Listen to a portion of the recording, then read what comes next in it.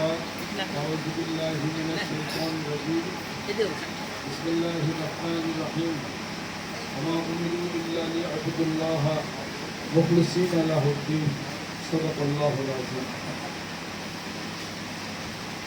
সম্মানিত মুসলিম ইকরাম মহান মাহবুবের দরবারে কালিমাতুর শুকর আদায় করি আলহামদুলিল্লাহ আলহামদুলিল্লাহ।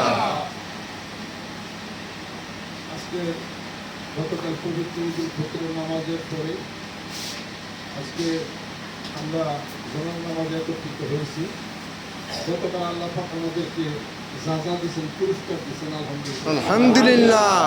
পুরস্কার ঘোষণা করছেন, হাসরের ময়দানে দিবেন, ঘোষণা আগে হয়ে গেছে। যারা নেক কাজ করবে, ভালো কাজ করবে, আল্লাহ তাদেরকে জান্নাত দিবেন। জান্নাতের বর্ণনা আল্লাহ পাক দিয়েছেন, বিপরীতে জাহান্নামের বর্ণনা আল্লাহ পাক দিয়েছেন। সব সেটেল হওয়া, মৃত্যুর পরে সব প্রাপ্তি হবে। কেউ বা জাহান্নামে যাবে, কেউ বা জান্নাতে যাবে। 30টা রোজা যারা রাখছে, আল্লাহ পাক বলেন এই রোজা আমার জন্যে, এই সব আমার জন্যে।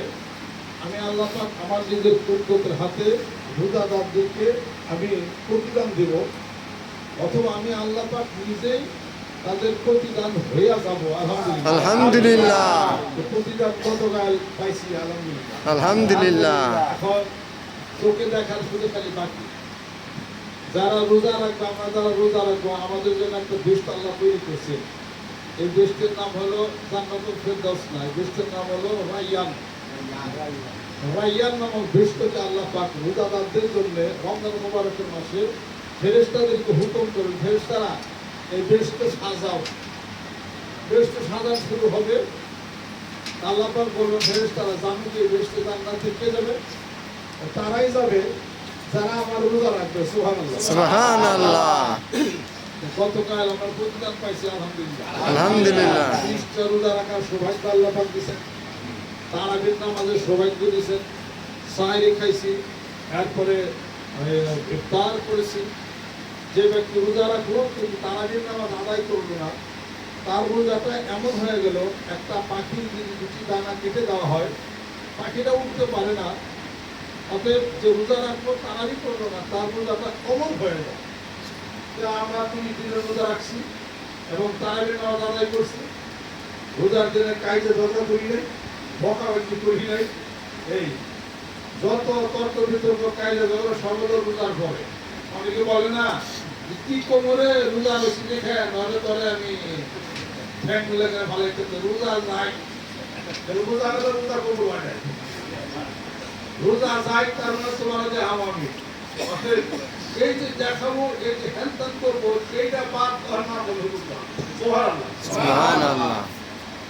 রোজা শব্দের অর্থ হলো দহন, জালে পুরা সাক্ষাৎ করে দিবে। তোমার ভিতরের আমিত্ব, মারামারি, কাটাকাটি, হানাহানি, হিংসা, বিদ্বেষ, পরশ্রীকাতরতা, জীবনের যত খারাপই সব কিছু তুমি জালে পুরা যদি সাক্ষাৎ করে দিতে পারো, রোজা রাখার সার্থকতা তোমার এটি হবে। মানুষের জীবন একদিন যায়, 2 দিন যায়, কিছু পরিবর্তন হয়। এমনও শোনা গেছে ডাকাতি করছে, এখন ডাকাতি করে না, আল্লাহর ওলি হয়ে গেছে। সুবহানাল্লাহ। চুরি করছে, এখন আর চুরি করে না, আল্লাহর ওলি হয়ে গেছে। সুবহানাল্লাহ। মানুষের জীবনে 1 মিনিট আগেও সে ডাকাত থাকতে পারে, 1 মিনিট পরও তুবা করে আল্লাহ ওলিতে পরিণত হতে পারে। সুবহানাল্লাহ। আজ রমজান মুবারকের মাসে অনেক খুশি লাগছে যে আল্লাহ প্রতিদান পাইছি। আর দোয়া করছি প্রত্যেক ইফতারের আগে। আল্লাহ পাক বলছেন ইফতারের পূর্ব মুহূর্তে আমি এমন একটা সময় আমার রোজাদারদেরকে দিছি, আমার রোজাদার বান্দারা ইফতারের পূর্ব মুহূর্তে ইফতারের সামনে না বসে থাকে। আল্লাহ বলে আমার কাছে খুব ভালো লাগে এটা, যে তারা অপেক্ষা করতেছে সেই ইফতারের পূর্ব মুহূর্তে আমার বান্দা যা দোয়া করবে আমি আল্লাহ কবুল। আলহামদুলিল্লাহ। আমার জীবনে যত দোয়া করছি আল্লাহ পাক কবুল করছেন। আলহামদুলিল্লাহ। 8 বছর পরে, কোনো না 5 বছর পরে, কোনো না 15 বছর পরে, এই এটা ধৈর্য ধারণ করা লাগে। গিয়ে সকালে দোয়া করে 7 দিন আগে কেবল নামাজ ধরছি, দোয়া করতেছে আল্লাহ অমুকটা করো। 7 দিন চলে গেল, আল্লাহ ঘুম দিকে আল্লাহ এটাতে এত কিছু আল্লাহ। আরে অত হুজা আল্লাহ বলেন জান্নাতের সুখটা যত বেশি, জান্নাত পাইতে কষ্টটা তত বেশি। হযরত ইব্রাহিম আলাইহিস সালাম দোয়া করেছেন 1,500 বছর পরে দোয়া করবো।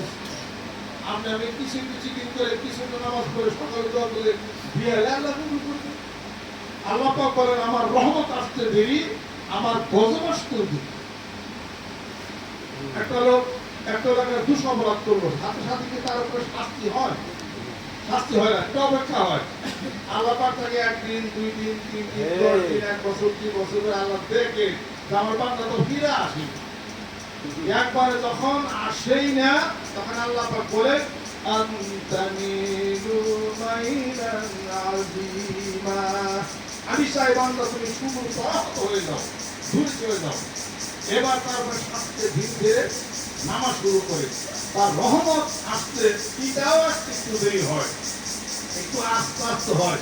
আল্লাহ 1 দিন দেখে 2 দিন দেখে নামাজ পড়ে জিকির করে, বিপদ হয়, সমস্যা হয়, অসুখ হয়, বিসুখ হয়।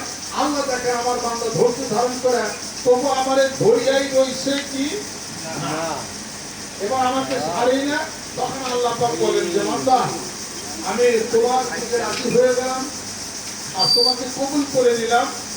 তোমার সমস্যাগুলি আমি সব শুনি, আমি সব দেখি। সুবহানাল্লাহ, সুবহানাল্লাহ।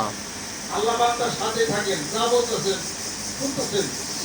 এবং শুধু তাই না, আল্লাহ পাক বলছেন কোরআনের কারিমের মধ্যে দেখেন, আল্লাহ পাক বলেন আমার বান্দা যদি থাকে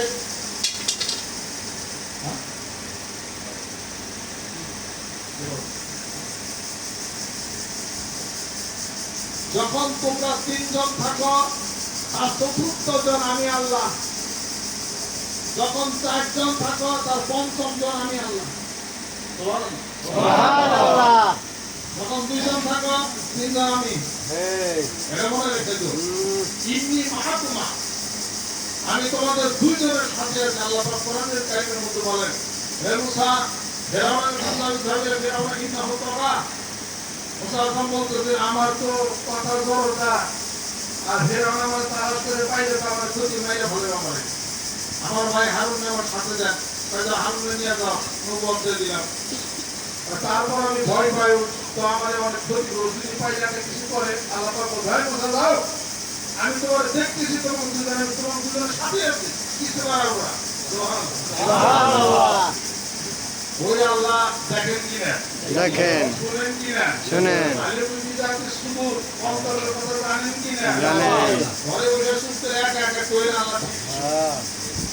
আমাদের মন হলো দুর্বল, আল্লাহ কিছু শুনে না, সব শুনতে পারে। তাহলে আল্লাহ কিছু বলে আল্লাহ কবুল করবেন। আল্লাহর কাছে কি করেছিলাম 5 লাখ টাকা, 6 লাখ টাকা